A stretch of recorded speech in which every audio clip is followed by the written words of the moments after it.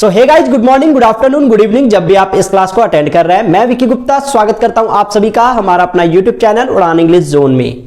आज का ये क्लास थोड़ा सा है खास, क्योंकि आज मैं आया हूं सिर्फ और सिर्फ दो क्वेश्चन लेकर। आपने थंबनेल में देखा ही है, और ये है वो दो क्वेश्चन। आप देख सकते हैं एक क्वेश्चन यहां से यहां तक है और दूसरा क्वेश्चन यहां से यहां तक है, उसके बीच में ही इतने सारे ब्लैंक्स हैं। और क्वेश्चन यानी कि आज का जो क्लास है ना, एक्सरसाइज जो है, इसका टॉपिक भी बहुत क्लियर है ना। क्या करना है, वही ए एन द में से फिल करना है जहां जरूरत होगा, है ना। हो सकता है कहीं पर ना भी हो जरूरत, यानी कि एक ऑप्शन और है, या तो ए को फिल करिए या एन को फिल करिए या द को फिल करिए या क्रॉस फिल कीजिए। हो सकता है ना तो ए का यूज हो, ना एन का यूज हो, ना द का यूज हो, तो वहां पर आपको क्या करना पड़ेगा, क्रॉस करना पड़ेगा। चलिए शुरू करते हैं। It is useful to keep cows, है ना। कोई आदमी है जो पूरा बात बोल रहा है यहां से यहां तक, है ना। अब उसका बकवास सुनो। It is useful to keep cows, क्या मतलब है कि गायों को पालना, है ना, या रखना क्या होता है, लाभदायक होता है। तो किस गाय का बात कर रहा है कि किसी निश्चित गाय को रखना लाभदायक होता है क्या? नहीं, बेसिकली एक जनरल सेंस में गाय के बारे में बोल रहा है। तो यहां पर क्या लगाएंगे, ए या एन। प्लूरल है तो ए एन तो पहले ही खत्म हो गया, ए भी नहीं लगेगा, एन भी नहीं लगेगा। द लगेगा, नहीं लगेगा, क्योंकि यहां पर जनरल का सेंस है। तो यहां पर तीनों में से कुछ भी नहीं लगेगा। तो पहला वाला ब्लैंक में ही हमने क्या डाला, क्रॉस। चलिए आगे बढ़ते हैं। आई हैव सम काउज, मेरे पास भी क्या है, मेरे पास भी कुछ गायें हैं। Dash cows give me milk, और गाय हमको क्या देता है ना, गाय मुझे क्या देती है, दूध देती है और डंग देती है ना। काव डंग होता है, गोबर गाय का। तो कौन सा गाय उसको देती है, डंग। आप समझिए, यहां जो ये बात ये बोल दिया कि आई हैव सम काउज, मेरे पास कुछ गाय हैं, वो मुझे मिल्क देती है ना। दूसरों का गाय मुझे मिल्क नहीं देगी, जो गाय मैं रखा हूं वही तो मुझे मिल्क देगी और डंग देगी। तो यहां पर ये जो लाइन ये पहले बता दिया कि मेरे पास कुछ गाय है, तो अब यहां पर ये जो काउज आया है ये डेफिनिट हो गया। यहां तक ये डेफिनिट नहीं था, क्योंकि वो पहली बार गाय के बारे में कुछ बोला।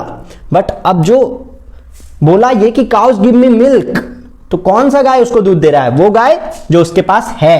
तो यहां पर डेफिनिट का सेंस आ रहा है the cows give me milk and, है ना, give me milk and dung. यहां पर क्रॉस होगा।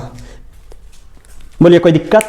देखिए समझ, है ना। थोड़ा सा और एक्सप्लेन करता हूं मैं कि dash cows give me milk and, आप पूरे पहले तो ध्यान से पढ़ो, है ना, क्योंकि जब तक आप ध्यान से पढ़ेंगे नहीं तब तक आपको समझ नहीं आएगा कि कब जनरल सेंस में यूज हो रहा है और कब डेफिनिट सेंस में यूज हो रहा है। थोड़ा सा मैं ऐसा करता हूं कि और आगे बढ़ने से पहले क्लियर करता हूं थोड़ा सा, है ना, शॉर्ट में, कि कहां ए का यूज करना, कहां एन का और कहां द का, है ना, ताकि जो न्यू व्यूअर होंगे उनको भी थोड़ा हेल्प हो जाएगा।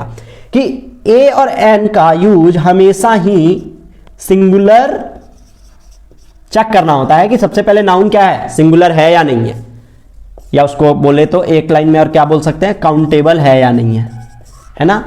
काउंटेबल है या नहीं है, उसमें भी वो क्या होना चाहिए, सिंगुलर होना चाहिए। तो यहां बीच से ये हटा दो, सिंगुलर काउंटेबल होना चाहिए, सबसे पहले चेक करो।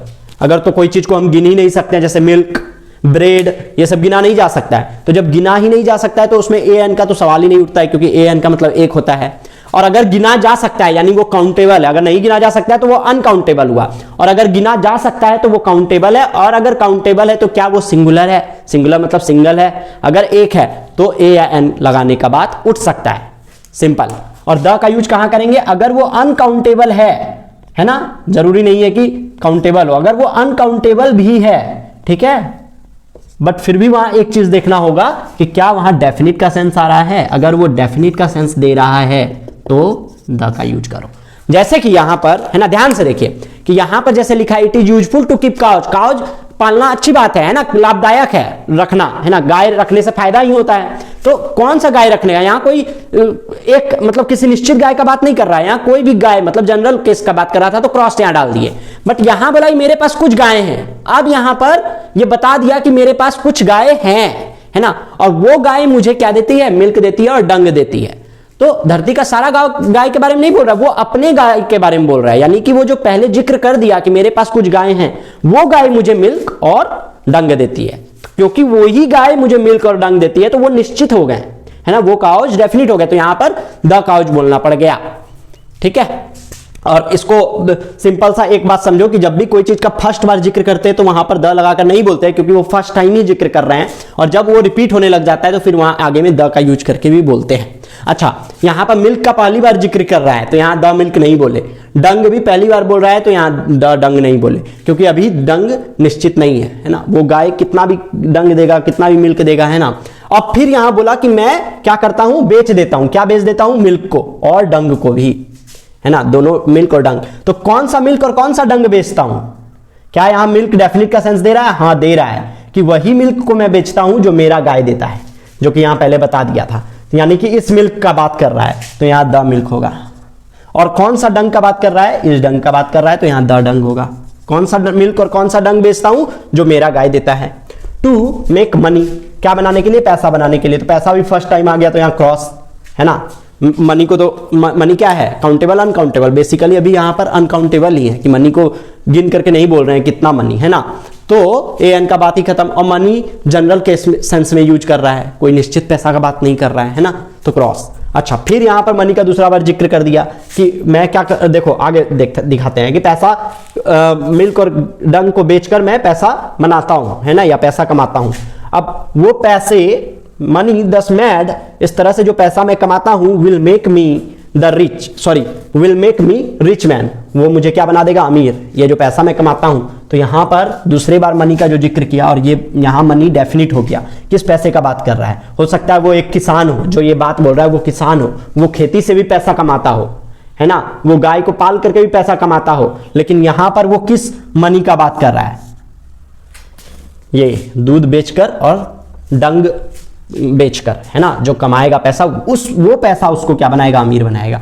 तो वो यहां पर मनी भी डेफिनिट हो गया, उसका सारा पैसा का बात नहीं कर रहा है, वो अपना इस पैसे का बात कर रहा है, क्योंकि यहां लिख दिया है मनी 10 मैड, इस तरह से बनाया हुआ पैसा। कौन सा पैसा? मिल्क और डंग बेचकर। Will make me a rich man, वो क्या बनाएगा? एक रिच मैन मुझे बनाएगा। अब यहाँ ए रिच मैन मैंने क्यों कहा, द रिच मैन क्यों नहीं? द तो इसलिए नहीं बोले क्योंकि वही बात हो गया कि अभी पहली बार बोल रहा है रिच के बारे में, एक, है ना, जनरल सेंस में। और मैन है यहाँ सिंगुलर और काउंटेबल है, ये सिंगुलर काउंटेबल होने की वजह से यहाँ अब डिसाइड करना है ए लगेगा या एन लगेगा। तो उसमें से रिच बोल रहे हैं, रॉ का प्रोनाउंसिएशन आ रहा है सबसे फर्स्ट वर्ड, रॉ क्या होता है? व्यंजन, तो आगे क्या लगा दिए? ए। इतना सिंपल है। अगर स्वर रहता है तो स्वर रहता तो एन लगाते, और अगर व्यंजन होता है तो ए लगा दिए। इसके हिसाब से ही चूज करते हैं, स्वर होता तो एन लगाते, व्यंजन है तो ए लगा दिए, तो यहां पर अभी व्यंजन है तो ए लगा दिए, फर्स्ट वाला वर्ड। अच्छा, फिर बोल रहा है time I become very rich man, जब मैं एक रिच मैन बन जाऊंगा, है ना। तो किस टाइम का बात कर रहा है? उस टाइम का जब वो रिच मैन बनेगा। तो यहां पर टाइम भी डेफिनिट का सेंस दे रहा है, समझ गए? टाइम भी डेफिनिट का सेंस दे रहा है कि मैं उस टाइम का बात कर रहा हूं जब मैं रिच मैन बन जाऊंगा। आई बिकम, है ना, very rich, I become, the time I become a very rich man, है ना, a very rich man होगा यहाँ पर, कि मैं बहुत ही अमीर जब बन जाऊंगा, है ना।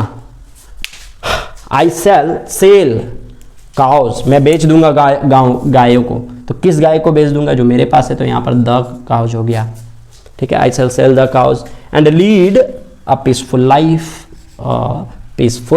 life, है ना।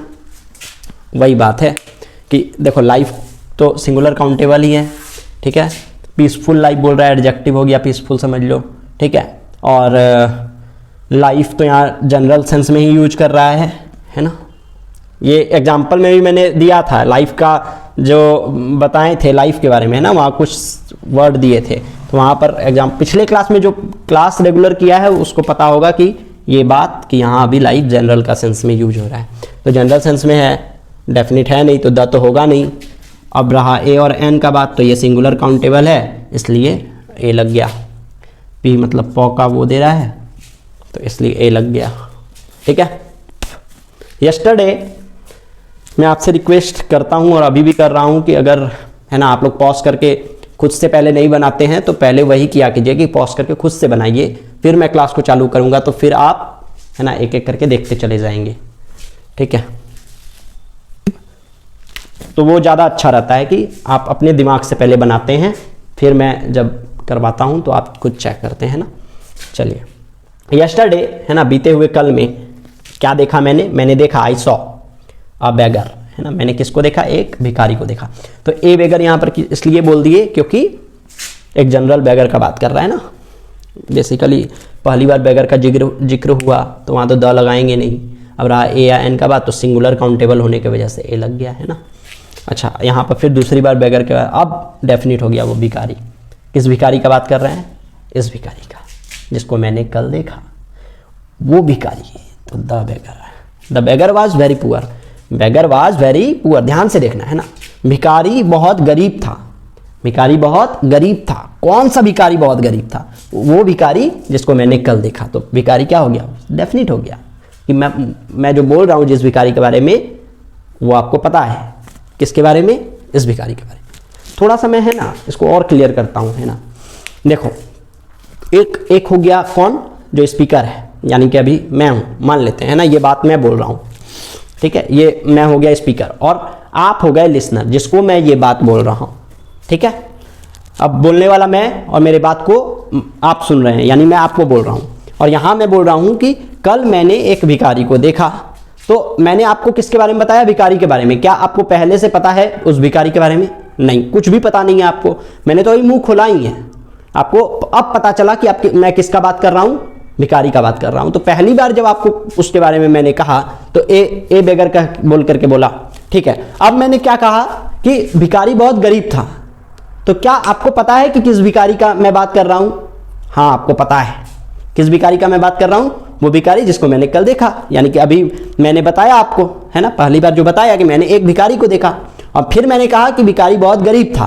तो जिस भिखारी का मैं बात कर रहा हूं उसको आप जानते हैं नहीं जानते हैं, जिसके बारे में हम बोल रहे हैं। तो इसलिए फिर मैंने क्या कहा, द बेगर, है ना।